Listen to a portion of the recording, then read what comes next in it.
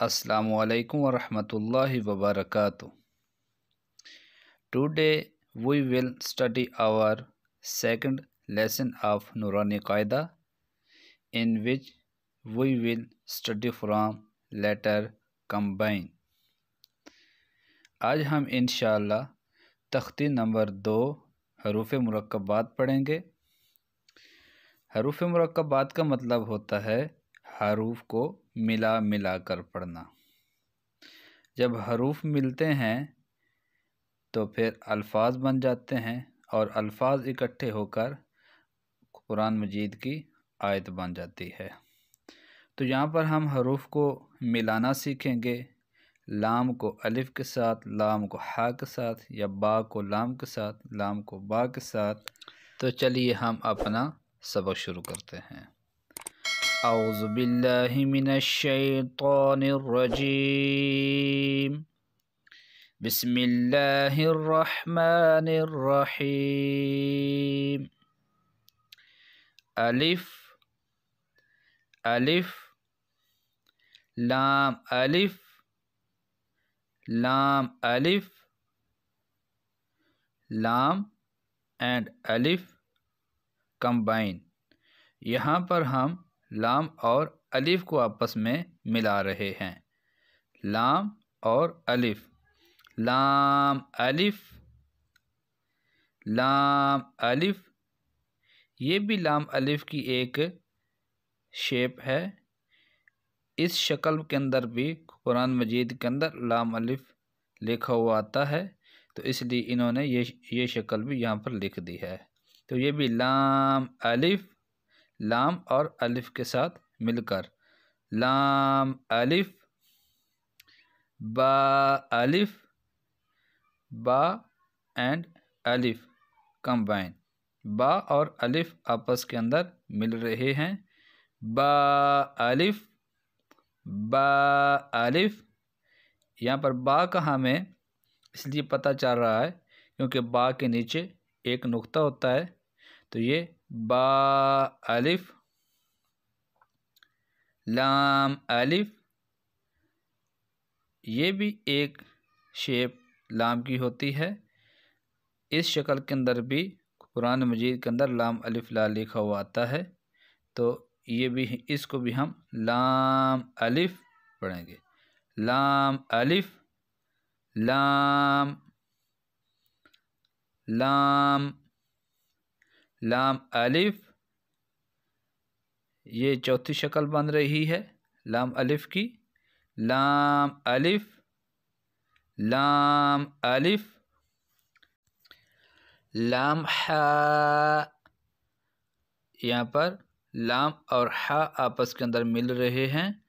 लाम हा, लाम हा, लाम अलिफ, लाम अलिफ, लाम एंड अलिफ कंबाइन।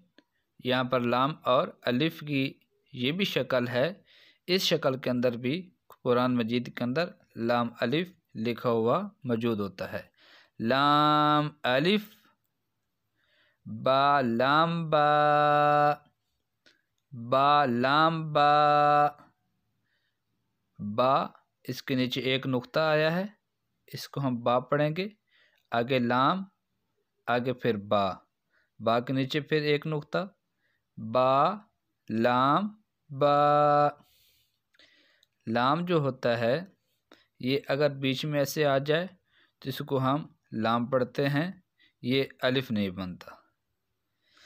बा लाम बा। काफ, काफ। ये एक शक्ल काफ की है और हम इसको काफ पढ़ेंगे। काफ, काफ। ये भी काफ की एक शक्ल है जिसको हम पहले पढ़ चुके हैं। काफ। ये दोनों वही काफ हैं जिनकी आवाज़ मोटी नहीं पढ़ी जाती, बल्कि इसको हम बारीक करके पढ़ते हैं। काफ, काफ, काफ बा, काफ बा। ये काफ और बा के साथ मिल रहा है, काफ एंड बा कंबाइन, काफ बा, काफ बा, काफ बा। ये अब दूसरी शक्ल के साथ भी मिल रहा है, काफ बा, काफ बा, काफ अलिफ। अब ये काफ की एक शक्ल ये भी है, ये अलिफ के साथ मिल रही है, काफ एंड अलिफ कंबाइन, काफ अलिफ, काफ अलिफ, काफ अलिफ। ये भी काफ की एक शक्ल है जो अलिफ के साथ मिल रही है, काफ अलिफ, बा काफ ता, बा, इसके नीचे एक नुक्ता आ रहा है, इसको हम बा पढ़ेंगे। आगे काफ, सेंटर में काफ, ये काफ की वही शक्ल है। आगे ता, ता ऊपर दो नुक्ते जिसके हों उसको हम ता पढ़ते हैं। इस शेप के अंदर जिसके ऊपर दो नुक्ते हों उसको हम ता पढ़ते हैं, इसलिए बा काफ ता, ता काफ सा, दो नुक्ते ऊपर इस शेप के अंदर, ता, इस शेप के अंदर ये तीन नुक्ते ऊपर हों तो उसको हम सा पढ़ते हैं, सा, ता काफ सा, बा, ता, सा, नून, या। इनको हम पहले पढ़ चुके हैं, अब इनको हम आगे हरूफ के साथ कंबाइन करेंगे। बा अलिफ, अब बा और अलिफ आपस में मिल रहे हैं, बा एंड अलिफ कंबाइन, बा अलिफ, नून अलिफ, जिसके सेंटर में एक नुक्ता आ जाए उसको हम नून पढ़ेंगे। अब नून और अलिफ आपस में मिल रहे हैं, नून अलिफ, नून अलिफ, ता अलिफ, दो नुक्ते ऊपर इस शेप के अंदर, ता, इसको हम ता पढ़ेंगे, ता अलिफ, या अलिफ, दो नुक्ते नीचे हमेशा या के ही होते हैं, इसको आप याद रखें, दो नुक्ते नीचे हमेशा या के होते हैं और दो नुक्ते ऊपर इस शेप के अंदर ये हमेशा ता के होते हैं, या अलिफ, सा अलिफ, तीन नुक्ते ऊपर इस शेप के अंदर वो हमेशा सा के होते हैं, शीन के भी होते हैं लेकिन उसकी शेप शक्ल थोड़ी सी चेंज होती है, सा अलिफ, बा सीन, नीचे एक नुक्ता, बा सीन, सीन, इसके तीन ऊपर निशान आपको नज़र आ रहे होंगे, ये सीन की शक्ल है, बा एंड सीन कंबाइन, बा सीन। इनके कलर के अंदर भी थोड़ा सा फ़र्क है, डिफरेंट है कलर, बा सीन, यासीन, या हमेशा दो नुक्ते नीचे या के होते हैं, इसको हम या पढ़ेंगे। आगे सीन, यासीन,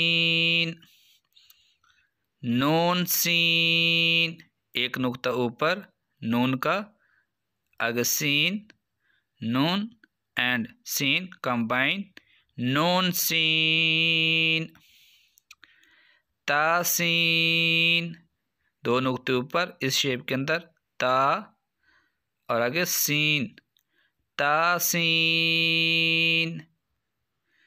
सासीन, तीन नुक्ते इस शेप के अंदर, ये हमेशा सा के होते हैं, सासीन, साजीम, तीन नुक्ते ऊपर इस शेप के अंदर, सा, साजीम, ताहा, दो नुक्ते ऊपर इस शेप के अंदर हमेशा ता के होते हैं, नीचे हा, ताहा, ताहा। हा इसलिए कि इसके ऊपर कोई नुक्ता नहीं है, ना ऊपर है ना अंदर है।